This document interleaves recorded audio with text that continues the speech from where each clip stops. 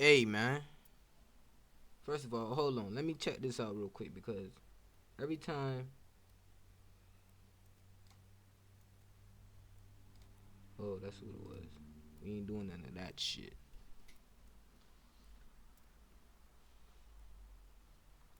This camera, man. I mean, this lighting. It's like a boss, man. But hey, man. We got when a real killer plays itself in the show. I have no questions. It's The Wire. Let's get this shit busting. Full House. Alright, everybody, let me see them hands, yo. How do you write a show that captivates not only casual viewers and critics, but also academics and the leaders of our world? I'm a huge fan of The Wire. I think it's one of the greatest pieces of art in the last couple of decades. The Wire's ability to resonate with a wide audience lies in its ability to accurately depict different societal classes and their institutions. Now it is a war against the underclass, and it's being fought by people who have against people who have not.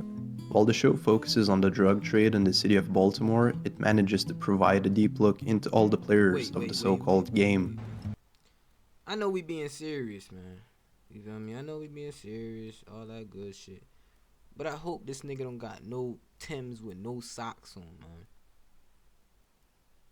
And that's what it looks like it's supposed to. That's what it looks like right now. My man's got Timbs on with no socks. And if somebody say with the ankle, oh well, he has on ankle socks. That's unacceptable, man. That's tough. Cook, my boy got on Timbs with no socks. You know how sweaty your feet was going to be?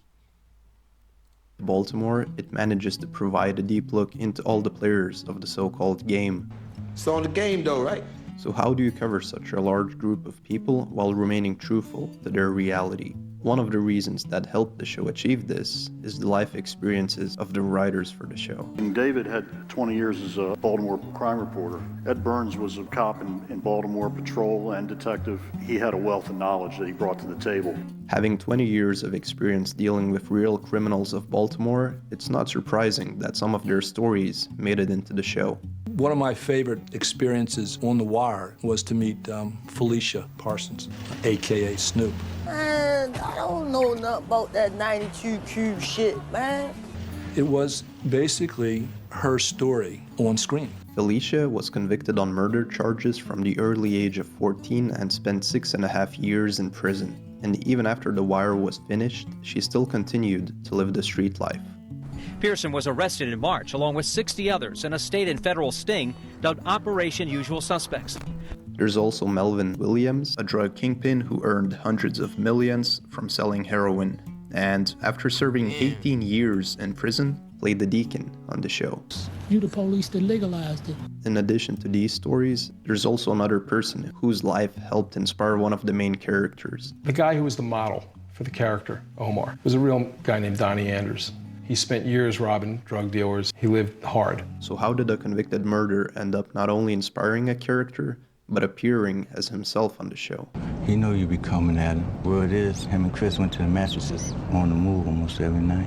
Donnie, born in 1954 as Larry Donnell Andrews, grew up in the housing project in West Baltimore, Maryland. Born to an abusive mother, Donnie was mainly raised by the gangs and the drug dealers on the street instead.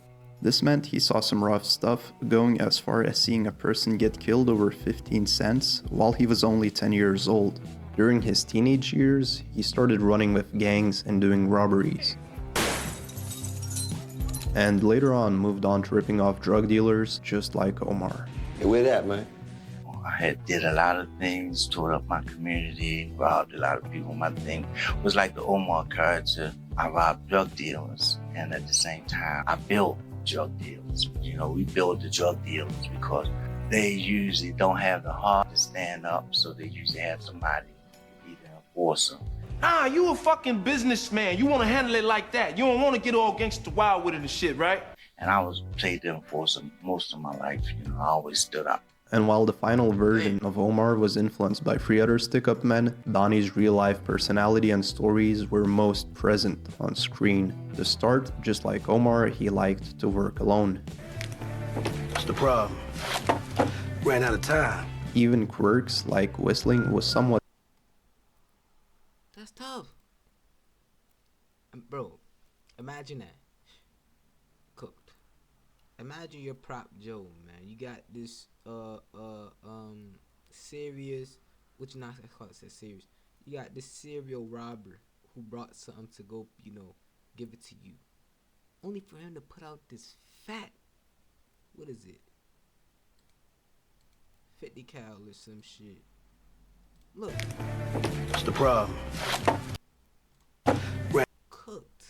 I couldn't get the damn, but cooked, man. Look at this nigga.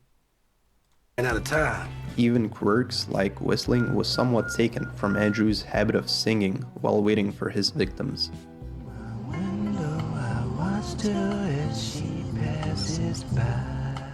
Then there's the famous scene of him jumping through a 4-story balcony to survive a shootout.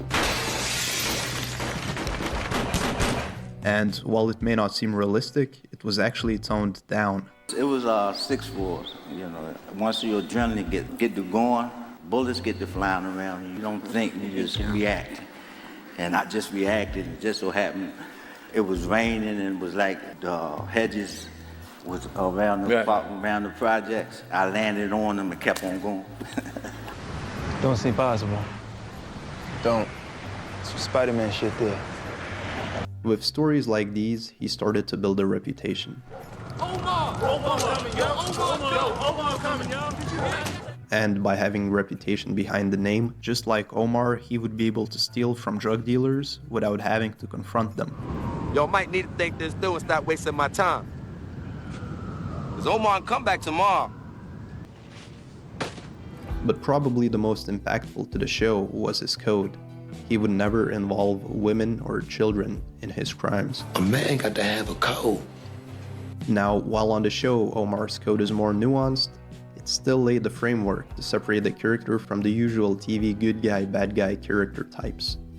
Eventually though, this lifestyle would catch up with Donnie. In 1987, he developed a heroin addiction and was carrying out hits on people to sustain the habit. During one of these hits, he managed to disable his target, but just before executing him, his gun had jammed. They always tell you, never look your victim in the eye. I think I made that mistake. And as I stood over him, he asked me why. And for some reason, that question bugged me. I think that's when I realized I really did have a conscience. And so at that point in time, I turned myself in.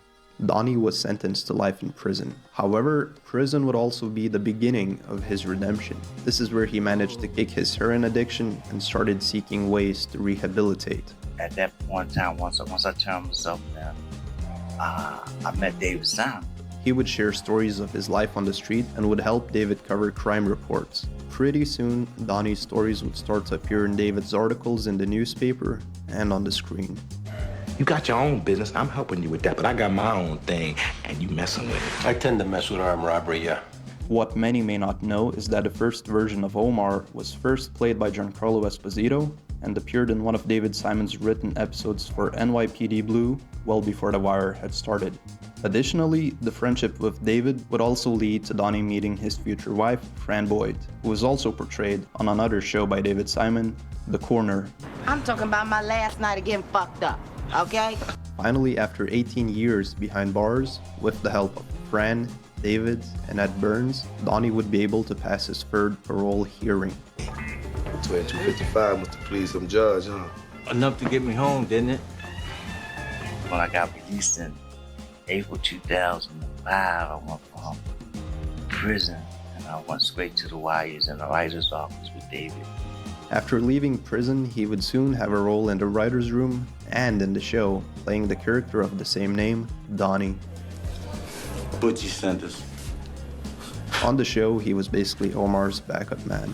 They thought, it would be a great idea that I would, play alongside of Omar, the real Omar. But apart from adding another layer of realism to the show, what other importance did Donnie's appearance in the show actually provide? By appearing in The Wire, Donnie received access to a larger platform for promoting his organization that helped drug and gang affected communities. Me and a friend, we have a My Why Murder program, and what we're doing with within our community right now is we're working with the young people, and we're trying to reconstruct the ghetto. While this may seem trivial, just like in the show, all these small efforts add up to a bigger picture. We're building something here, Detective. We're building it from scratch.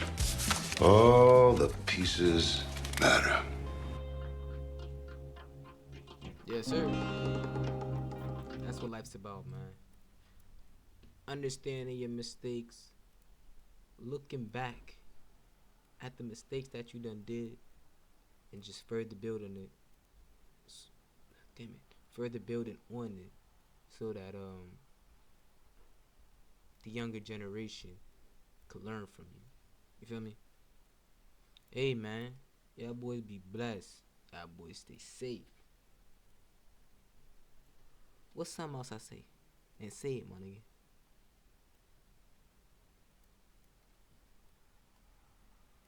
Peace.